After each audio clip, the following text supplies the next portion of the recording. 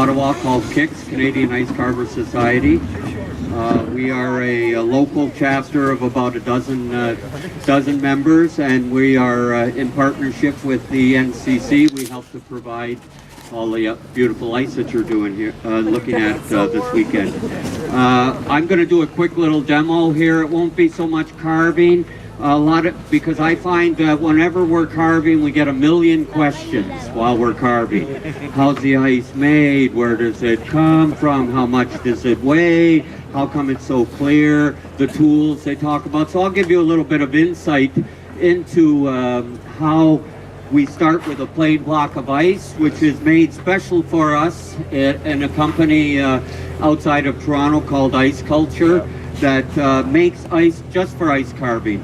It is a special process that takes these blocks of ice, a full block. This is a half a block.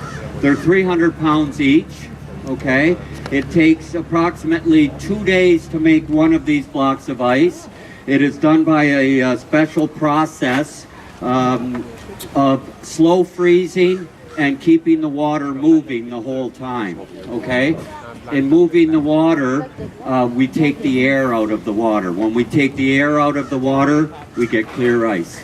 That's why if you notice your ice cubes are always white, little milky things. It's not the water from your tap. Well, it is, but it's full of oxygen. It's all full of air, so that's what you see when you see the white. Okay, so these are specially made for us so that when we do carve and we do detailed work and cuts and put lines in and faces and eyes and noses, that you're going to see the best detail that the carver can possibly give you without being affected by milky looking ice, okay? Because it's very important for when we put lights on the ice. Ice is like a diamond, it reflects and refracts. So the lights, so when we put special lights on it, if we've got all these detailed lines and cuts and everything like that, they're going to show up beautifully, okay? In that, we start, as you notice, the big sculptures under the tents. They are 18 blocks. The gentlemen have 30 hours to complete their piece, and then they're marked by judges. So they start off with 18 of these, and they have 18 hours to produce these carvings out here. Now, how do they do that? Well, of course, they do it with an array of different tools. Going back, I mean, in the old days, ice carving has really come along over the years. In the old days, we used to use basically just tools like ice picks, simple tools, chisels of different shapes, V's, U's, stuff like this. And they did fabulous work, but of course progress has and technology has enabled the carvers to start working with power tools. So now we've designed, well, these tools were basically designed, but we've designed all types of different bits that we can use on our carvings that will help us to get the detail and the beautiful work that you see. It's come a long way now. We use things like a die grinder, we use disc grinders, gentlemen use irons, whatever, you know, whatever tool it takes to make to give us a little advantage over maybe the next team when we're competing, we will design something like it, okay? And of course, the most favorite tool that everybody loves is the chainsaw. All I got to do is start up a chainsaw and people come from everywhere. Now this helps us because we can cut down the ice a lot faster. We can cut lines in, giving detail and stuff like that. But this is our main tool here. This really helps us to cut down time. Because in the old days, like I say, it would be a chisel, we'd be hacking, taking chunks out, and like I say, time-wise, it didn't help us. This helps us, okay? Everybody likes the sound of the chainsaw. Here they come! Anyway, so these are type of things that have helped us along the way. Maybe Olivia, anybody might have a question? Does anyone have a question? Anybody have a question for Kenny? Est-ce que quelqu'un aurait une question pour notre sculpteur ici? This is your chance. Even these markers, believe it or not, are specially made for us. Yeah. These come. We have to buy these. We get these from Japan. We can't get them here in North America. These come from Japan. We buy them by the cases. It is a mark or a dye that doesn't freeze. So we can apply it to the ice. And even when it gets a little wet, she'll mark right through it. So these are very important to us as well. Basically, an artist will come up maybe and just make a sketch. Because this is a quick little demo, I'm not going to be doing a big cut here today. I'm just going to give you information and do a few little cuts and show you how the tools work. But because this competition will be starting in about 20 minutes or so, so they've told me to take my time and hurry up. Okay?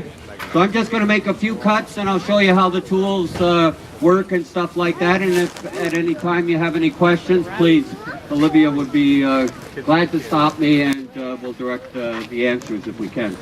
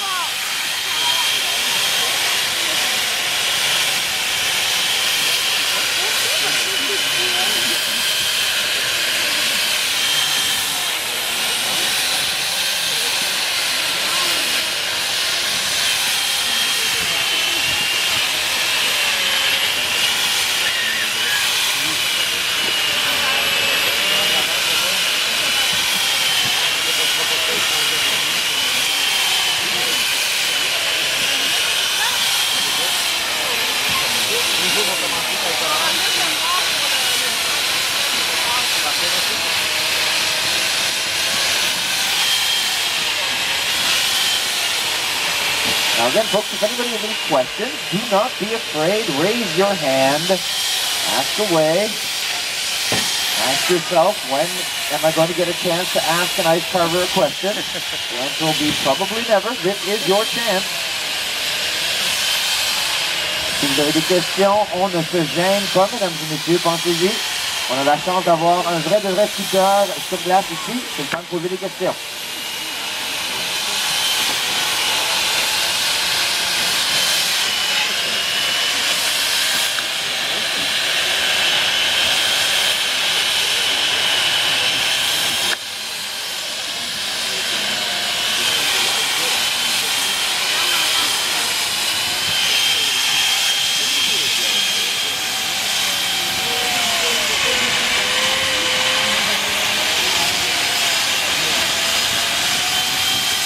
Now, I am by no means an ice carver, but I've seen a lot of them work, and I've learned a few things along the way. There is a bit of extra information for you might be curious about.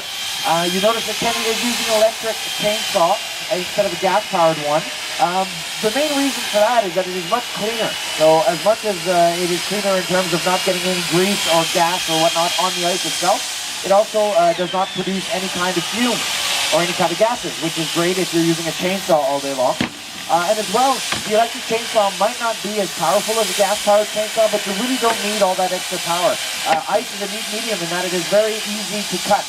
The chains are modified slightly, but again, it is really just a regular chainsaw, and ice offers a great medium for cutting. Donc vous avez remarqué que Kenny utilise une scie à chaîne électrique. La raison étant fort simple, c'est beaucoup plus propre, autant au point de vue des émanations. Donc on n'est pas en train de respirer des émanations toxiques à journée longue, mais aussi parce que oui, c'est vrai que les scies à chaîne électriques sont moins puissantes que les scies à chaîne à gaz, mais ça change vraiment pas grand chose dans le sens que la glace est quand même un médium assez facile à couper. Il y a quelques petites modifications qui sont apportées à la chaîne comme telle, mais c'est vraiment rien de gros. Tout ça pour dire que ça se trouve à être vraiment une scie à chaîne électrique bien ordinaire.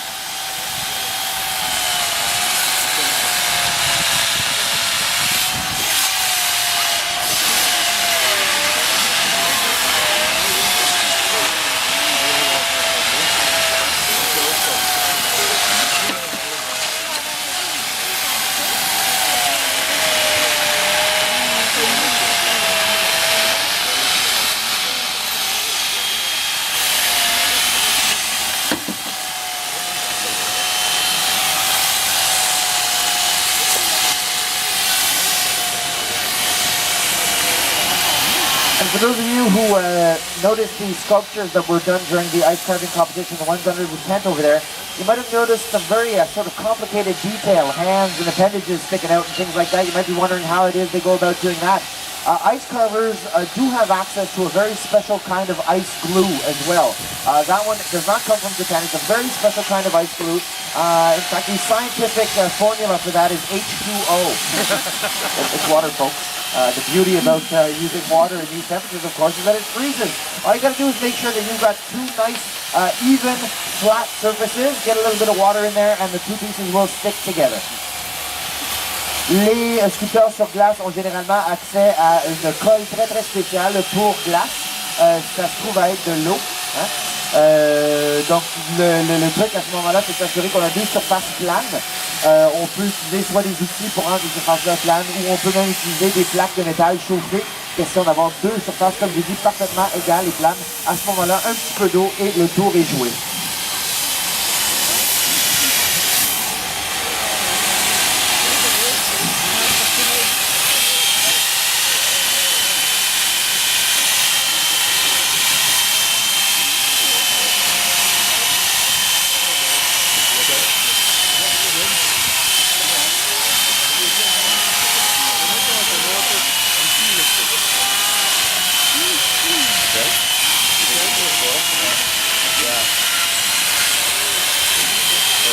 Kenny mentioned earlier that the blocks, and again, this is a half block, but the regular blocks, they weigh about 300 pounds, 135 kilograms, give or take. They are quite heavy, of course. So part of the safety equipment that most ice carvers will use are sort of weightlifting belts, support for their back. You notice as well Kenny wearing these fancy orange caps. Two reasons for that. First off, they are incredibly stylish. Incredibly stylish, yeah.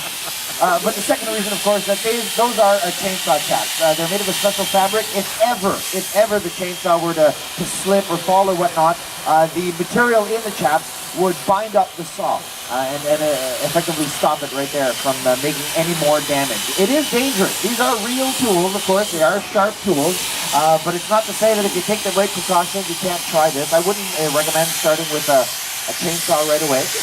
But a good sharp chisel, you can maybe give it a shot. Of course, just behind us in just a few moments, we are going to notice some members of the public trying their hand out at carving with our public challenge. Vous avez sûrement remarqué que Kenny porte des belles culottes oranges. Quelles sont belles les culottes? Deux raisons pour ça. Un, c'est super à la mode.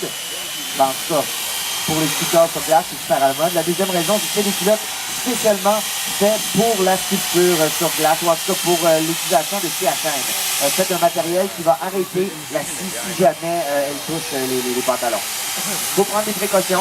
C'est quand même des vrais outils. C'est des vrais outils qui sont très très affilés ici.